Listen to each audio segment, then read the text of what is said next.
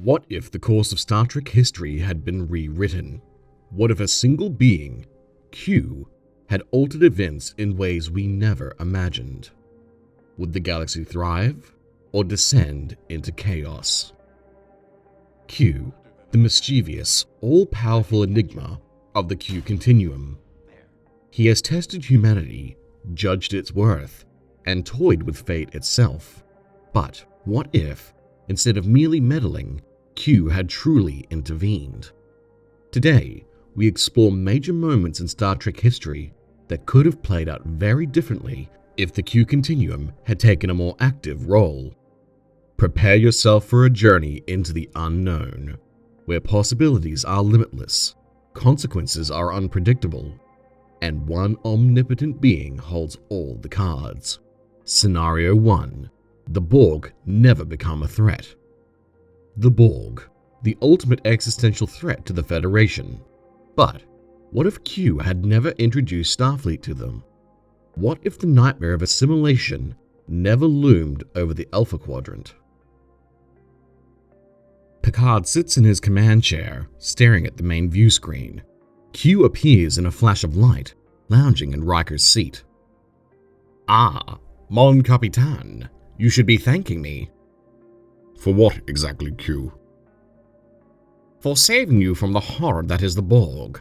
I erased them from your path, removed them from history.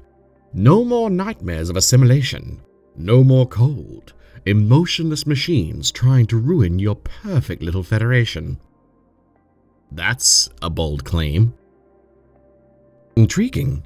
The Borg's existence led to crucial technological advancements, including defensive strategies that protected countless civilizations. And without that threat? The Federation Council chambers are filled with complacent admirals, sipping tea as they discuss trade routes instead of defense strategies. Starfleet ships remain outdated, their technology stagnant. "Without the Borg uniting us, the Empire sees no reason to continue its alliance with the Federation. We grow restless." Without the Borg, Starfleet never pushes its limits.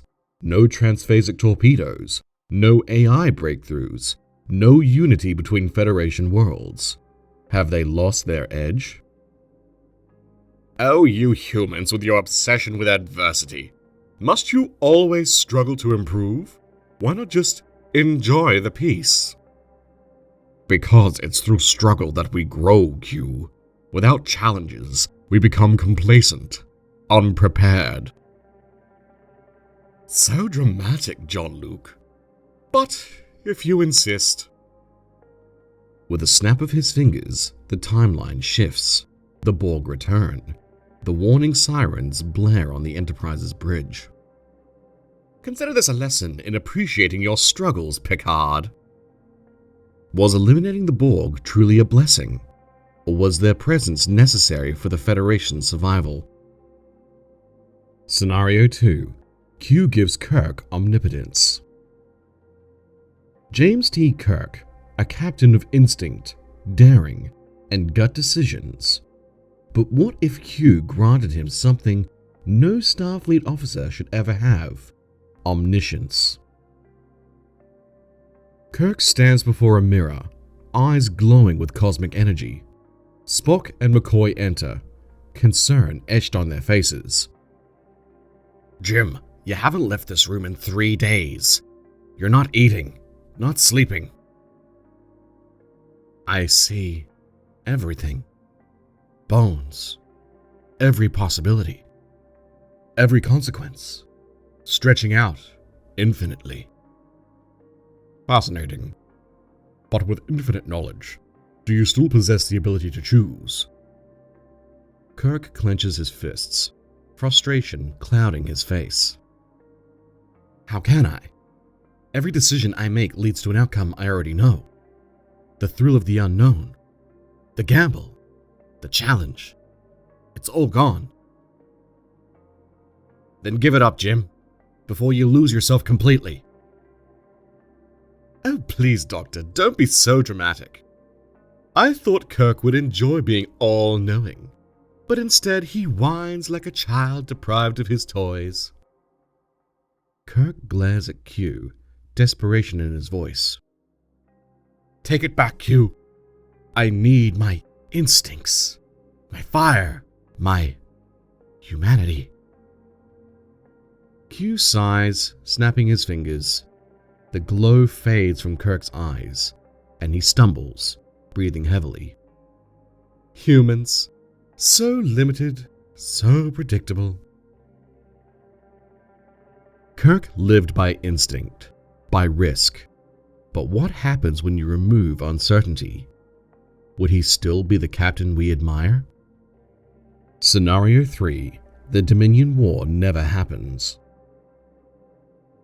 The Dominion War was a defining struggle for the Federation, one that tested alliances, reshaped galactic politics, and forged heroes. But what if Q had prevented it from ever occurring? Sisko stands at the central console, reviewing security reports.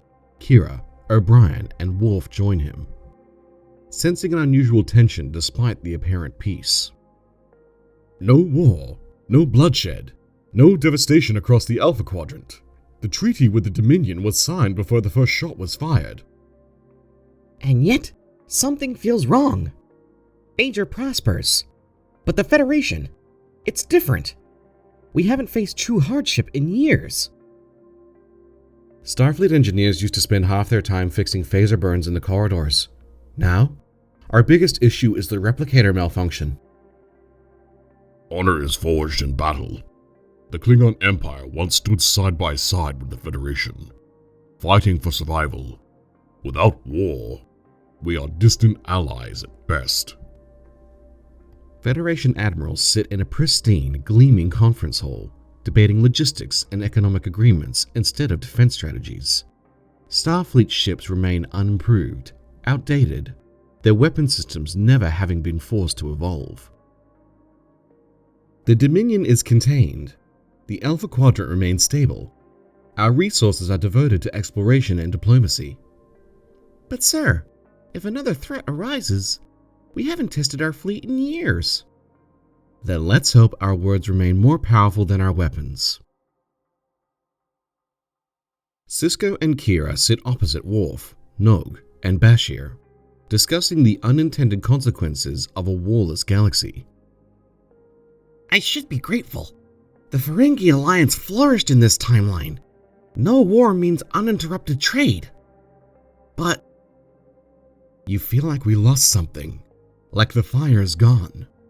I've spent years studying battlefield medicine, advancing Federation medical technology, and now I patch up diplomats with minor sprains. Struggle makes us strong. The Federation has become soft. Q appears at the head of the table, feet propped up, shaking his head in exaggerated disappointment. Oh, my dear Sisko, you think a peaceful quadrant would make you all a bit more cheerful. And yet, here you are, moping like Klingons deprived of their blood wine. You did this, didn't you? You prevented the war. What? I may have nudged things along. A peace treaty here, a small act of cosmic diplomacy there. Really, I thought you'd be more grateful. Peace isn't the same as strength, Q. The Federation learned valuable lessons from that war. Without it, we're untested, vulnerable. Vulnerable, my dear Kira. You have warp travel, replicators, and holodecks. What could possibly go wrong?